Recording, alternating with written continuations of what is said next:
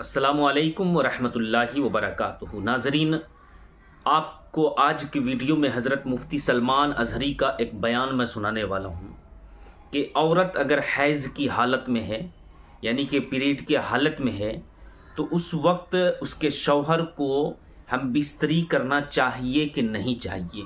حضرت مفتی سلمان ازہری صاحب نے بہت ہی بہترین انداز میں بتایا ہے، تو میں چاہتا ہوں کہ آپ جو ہیں اس ویڈیو کو ایک مرتبہ ضرور لازمی سنیں۔ آئیے ویڈیو سنتے ہیں۔ یہودی کیا کرتے تھے ان عورتوں کے ساتھ؟ اگر یہ ایام حیض میں ہوتی، یہ فطرت ہے نا عورت کی، ہر مہینے وہ ناپاک ہوتی، اللہ تعالیٰ کی طرف سے ان کے لیے جسمانی ساخت ایسی بنائی گئی ہے کہ ہر مہینے ان کے جسم سے فاسد خون کا مادہ نکل جاتا ہے۔ ان ایام میں اسلام جو ہے عورتوں کو برابری نہیں دی ہے، یہ ان کی ایک زیادتی ہے اسلام میں۔ میں نے پوچھا کون سی برابری چاہتے ہو آپ؟ کون سی برابری؟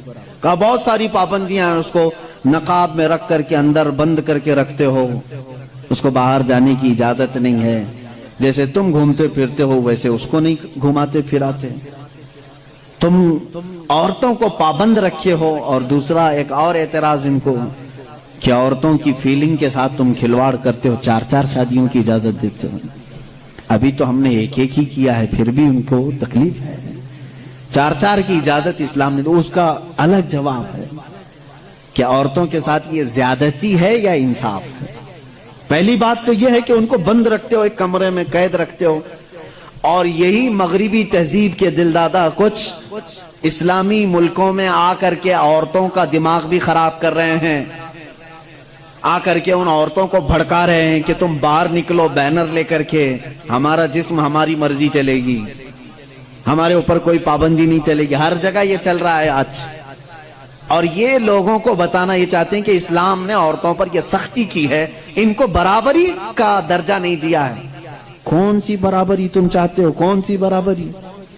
یہ صرف جسم کے خواہش مند لوگ عورت کو یہ سمجھتے ہیں کہ یہ ناچنے والی چیز ہے، عورت کو یہ سمجھتے ہیں کہ یہ صرف ہمارے کھانے والی چیز ہے، اس کے ساتھ کھیلنے والی چیز ہے، تم اس کو برابری سمجھ رہے ہو۔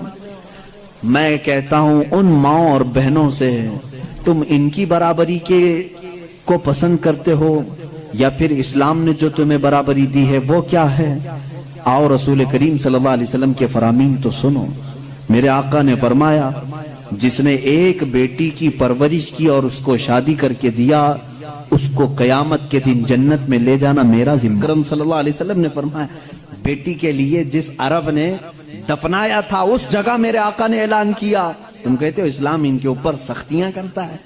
یونان جو اس وقت کا بہت سپر پاور رہا ہے، عورتوں کے حق میں وہ لوگوں کا کیا خیال تھا؟ آج بھی پوچھ کر کے بتائیں مجھ کو۔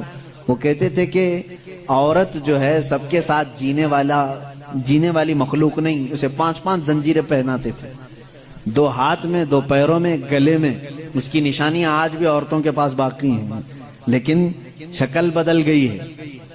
دونوں ہاتھ میں چوڑیاں ہیں، دونوں پیروں میں پائل ہیں، اور گلے میں نیکلیس بھی ہے نا۔ وہ 5 زنجیریں پہنا کر بازار میں لاتے تھے عورت کو۔ یہ یونان اس وقت کا ترقی یافتہ ملک، ان کی کتابیں مشہور تھی، اور اسلام نے ان 5 زنجیروں کو کاٹ کر کے زیور بنایا ہے، اور تم کہتے ہو اسلام نے عورتوں کو بند کر کے رکھا ہے۔ یہودی کیا کرتے تھے ان عورتوں کے ساتھ؟ اگر یہ ایام حیض میں ہوتی، یہ فطرت ہے نا عورت کی، ہر مہینے وہ ناپاک ہوتی، اللہ تعالیٰ کی طرف سے ان کے لیے جسمانی ساخت ایسی بنائی گئی ہے کہ ہر مہینے ان کے جسم سے فاسد خون کا مادہ نکل جاتا ہے۔ ان ایام میں وہ چھوت اچھوت والے معاملات عورتوں کے ساتھ کرتے، جہاں ان کے گھوڑے بندھے تھے، ان کے بیل اور بکریاں باندھی جاتی تھی، وہیں عورتوں کو بھی رکھا جاتا تھا جب تک وہ عورتیں پاک نہیں ہوتی تھی۔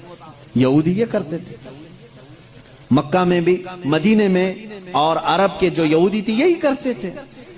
آج بھی یہودیوں کے ہاں کچھ جو آرتھوڈاکس ہیں، پرانے خیالات کے ہیں، وہ اسی طرح کے معاملات کرتے ہیں۔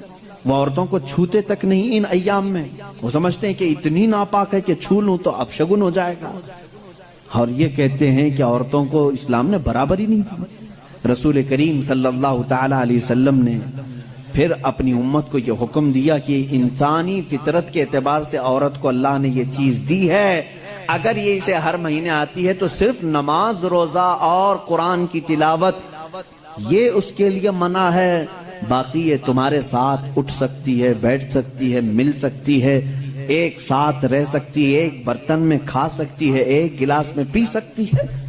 کبھی اس کے برتن کو یہودیوں نے ان کے برتنوں کو، گلاس کو سب الگ کر دیا تھا ان ایام میں۔